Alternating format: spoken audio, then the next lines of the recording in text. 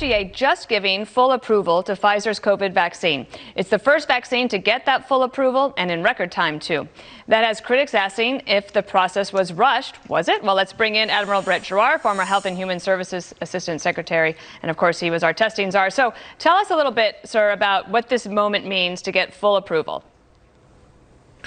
Well, this is a very big moment in Operation Warp Speed history and the history of our vaccines, our fight against the pandemic.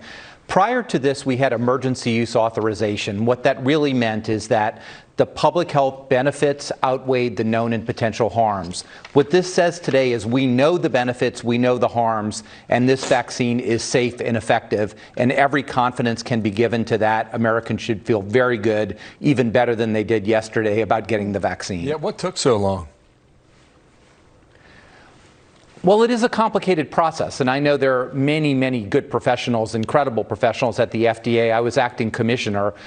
It does take a while because all the data is looked at in detail. You know, every page is turned, the facilities are inspected. You gotta love the seamless pivot from Fox News from how can we trust a vaccine that hasn't even been approved by the FDA yet to, well, with the FDA already approving the Pfizer vaccine, how could we possibly trust such a rushed process? It's almost like, and bear with me on this one, it's less about the vaccine and more about airing whatever partisan attack they can cook up. Just so we're clear about what happened here, Dana Perino started off the broadcast by asking if the process to approve the Pfizer vaccine was rushed, and then 40 seconds later, Bill Hemmer asked what took so long.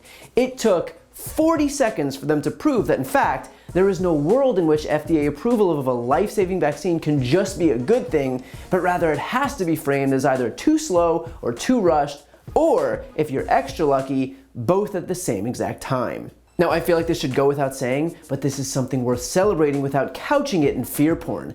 We're talking about a vaccine created in record time that had 95% efficacy in trials and utilized mRNA for the first time ever. This was and continues to be a miracle of modern medicine.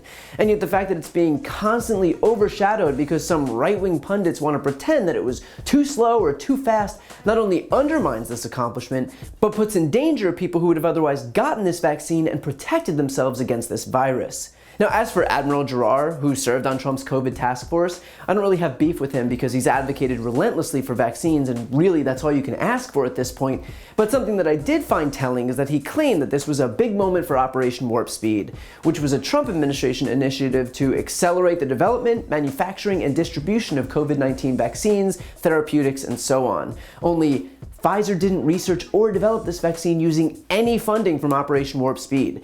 The only involvement that Pfizer had with the program was funding to purchase the vaccine once it had even temporary approval. But the vaccine's development and subsequent authorization had nothing to do with Trump. Of course, that won't stop a Trump administration official from pretending that it does, because let's not forget, it's not so much about the accomplishment as it is about stoking Trump's ego. Now, with that said, if Trump officials or Fox News hosts need to name-check Trump to give this vaccine credibility with their audience, fine. The important thing here is ensuring that as many people as possible get vaccinated so that the rest of us can go back to living our lives normally.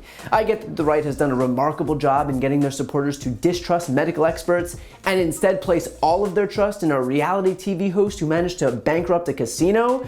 So if that means that we have to pretend the Pfizer vaccine was created by Donald Trump himself in a lab, then sure, say whatever you need to say to get those who are preventing this pandemic from ending to get the encouragement they need. And yet that's the difference. Because while those on the left recognize that this vaccine is the only thing that will end this pandemic that Republicans claim to hate so much, those on the right can't seem to understand that demonizing the vaccine is only going to make this pandemic last longer. They claim to hate the lockdowns, the inflation, the job loss, the masks, the mandates so much, and yet when they have the opportunity to put an end to those things, their top priority is scaring people into thinking that a life-saving vaccine was made too fast or too slow or too fast and too slow at the same time. If only they could pry themselves away from the culture war BS for 5 minutes, they'd be able to get out of their own way. And yet I wouldn't bank on that happening anytime soon.